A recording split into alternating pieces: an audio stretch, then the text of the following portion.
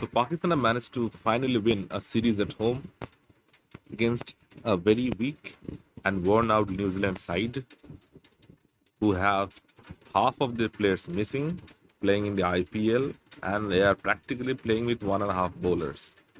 So Pakistan, who managed to draw the T20 series to this beleaguered New Zealand team, have finally managed to beat them quite convincingly in the first four ODIs of the five match series. And in the process, Pakistan have become the number one ranked ODI team in the world. For the first time in their history, Pakistan have managed to achieve this feat.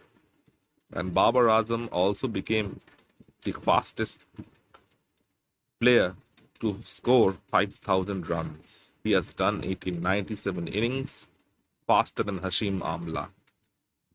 A careful look at Babar's record would show that he is the most dominant run scorer in the game right now and absolutely deserving to be the best player in the world.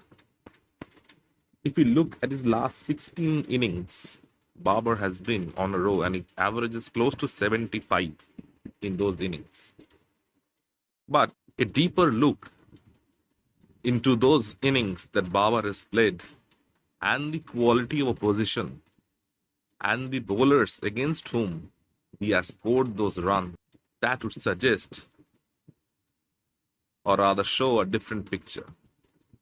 Babar Azam scored 158 runs against England in Birmingham. Quite an impressive knock by Babar. England managed to win the match despite Babar's heroics. But let's look at the bowlers who played in that game for England.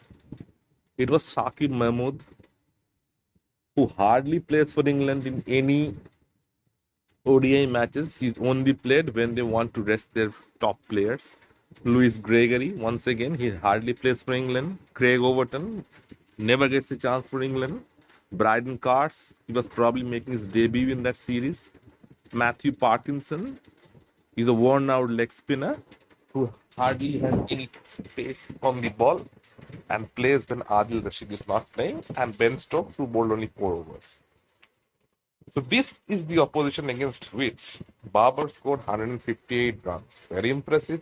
Babar also went on to score consecutive hundreds against Australia.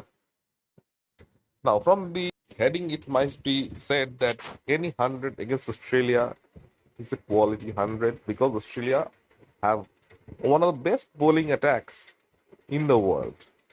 However, when Babar scored those hundreds in Lahore, what was the composition of the Australian team? What bowlers did they have in their side? Let's look in the first match, which Pakistan managed to win and Babar scored 100. The bowlers that Australia had were Sean Abbott, Cameron Green, Nathan Ellis, Travis Head, Adam Zampa, Matthew Swetson, and Mark Stoyan. None of these bowlers, apart from Adam Zampa, play regularly for the Australian cricket team.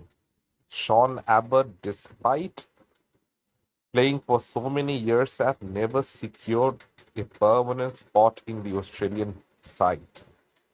And Cameron Green is an upcoming all-rounder. So this is the bowling attack against which Babar scored his 100. Now, when he scored his second 100,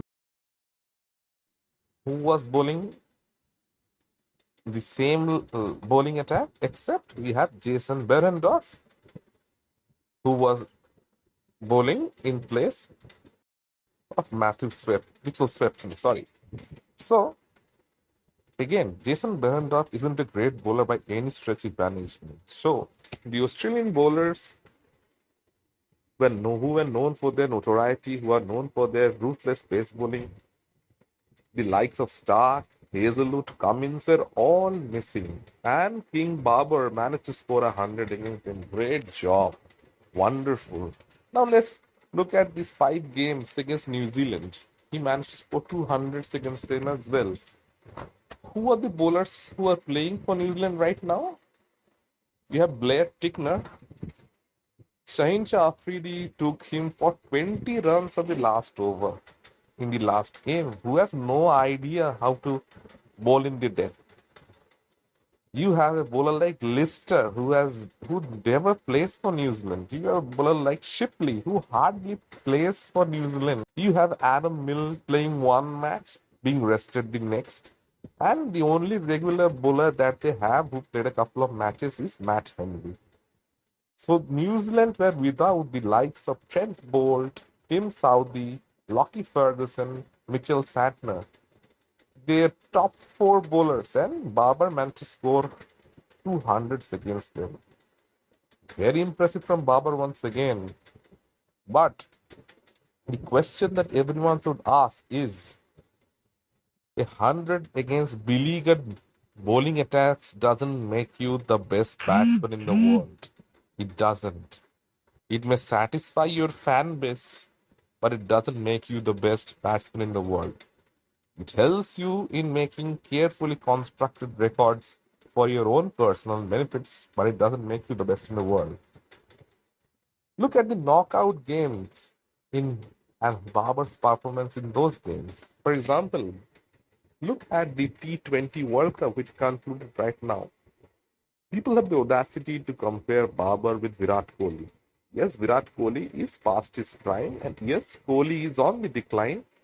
But in the last T20 World Cup, Kohli was still the highest scorer. Now, man who was in his prime, Babar, failed miserably in the T20 World Cup. And let's go back to the Asia Cup as well. Again, Babar didn't have any good performances in that as well. Why is this?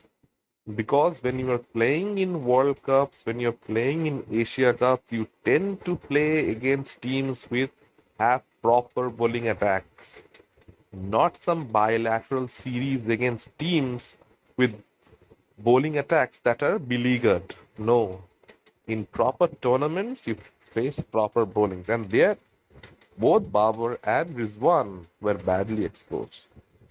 So records are good, but it is carefully manufactured by picking and choosing the opposition with whom you are playing. And the fan base that Pakistan has right now, they have the audacity to compare Babar's record with that of Virat's. Let Babar play in the World Cup. Let him play against quality oppositions. Let him score runs. Babar is a great player. There is no denying it. But when you're playing in pitches of Pakistan, which have nothing for the bowlers, even in the PSL, we saw the tracks in Rawalpindi, we saw the tracks in Karachi.